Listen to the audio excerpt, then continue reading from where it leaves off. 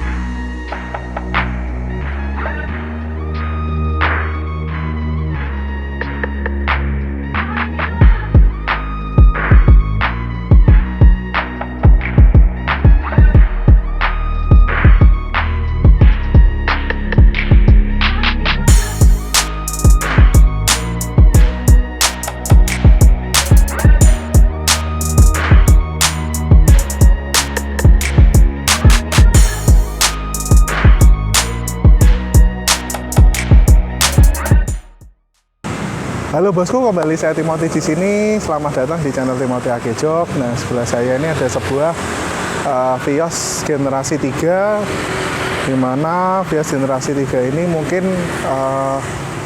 cukup ini ya. Maksudnya banyak peminat juga gitu ya, karena mungkin Vios ini ekstaksi ya. Jadi karena ekstaksi harganya juga sudah mulai terjangkau, lalu juga untuk modelnya juga cakep, generasinya juga terbaru.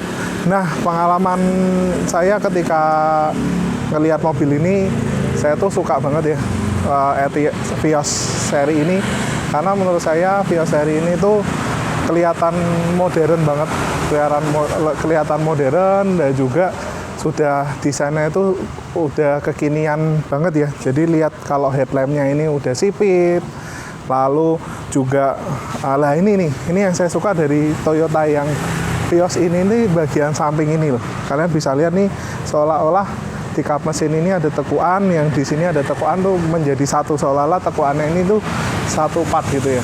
Itu saya suka. Lalu juga di bagian ini ya. Jadi ada kayak di body kitnya ada beberapa susunan gitu ya.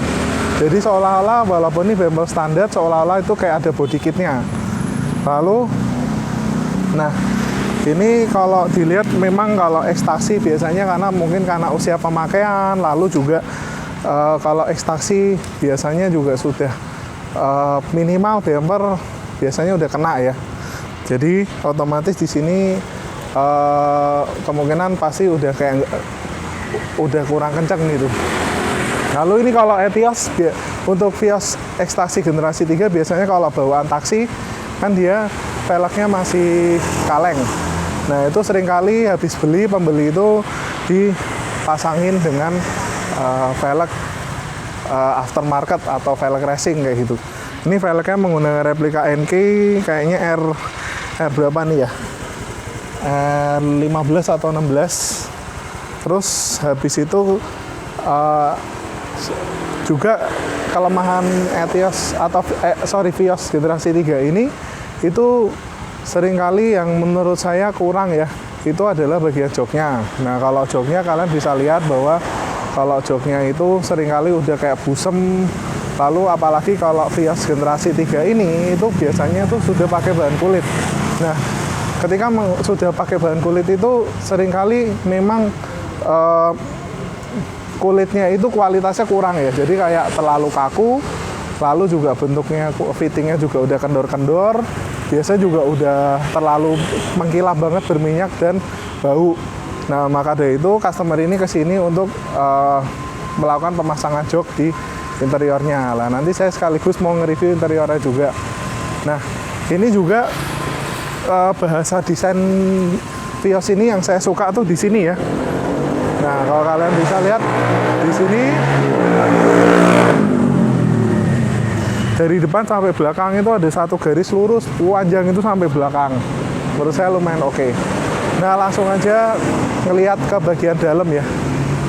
Nah, ini adalah bagian dalam daripada Etios ya. Kalian bisa lihat, sorry, kok Etios terus. Soalnya lagi sebelah ini ada Etios, jadi mau harusnya ini Etios. Jadi Menurut saya interiornya lumayan bagus. Jadi secara bentuk bagus. Jadi dia kayak udah lumayan modern gitu. Kalau kalian bisa lihat dashboardnya itu ada garis-garis oval di sini, garis oval di sini, lalu juga tombol-tombol di panel-panel di dashboard speedometer ini juga warnanya lumayan eye catching ya, biru itu.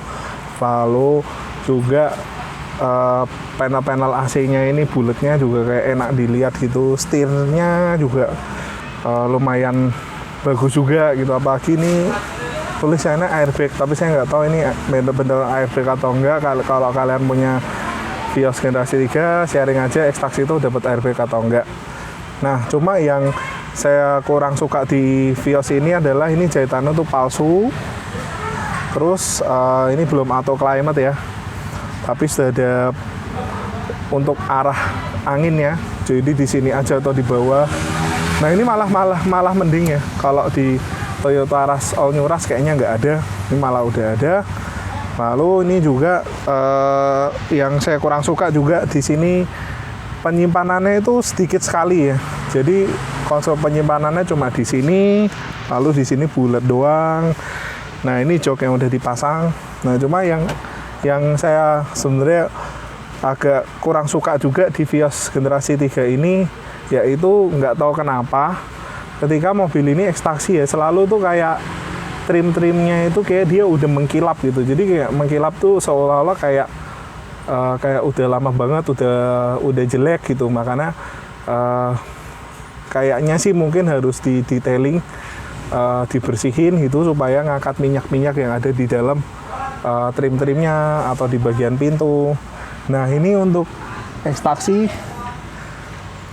kayaknya ini juga udah pasang power window, karena dia kayak udah ada tombol power window-nya di sini. Bahkan ini OEM look banget ya kelihatan, tapi yang tetap nggak bisa dibohongin adalah di bagian sini dia ada lubang bekas ontelan itu ya.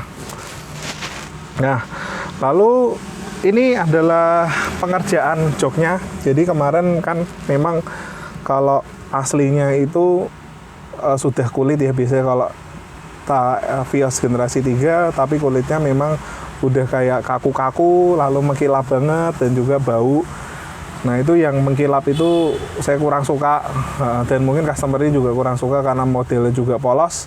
Ini dirubah menggunakan model yang sporty gitu. Jadi kalau model sporty itu biasanya apa? Itu memang selalu menggunakan kayak benang-benang warna merah, ada list-list kayak gini, bentuk yang legok-legok kayak gini. Ini ada model sporty, dan ini jok Vios ini generasi 3 ini menggunakan sistem paten. Nah, kalau contoh di Vios ini kan sebenarnya kalau mobil ekstraksi kan kilometernya tinggi ya.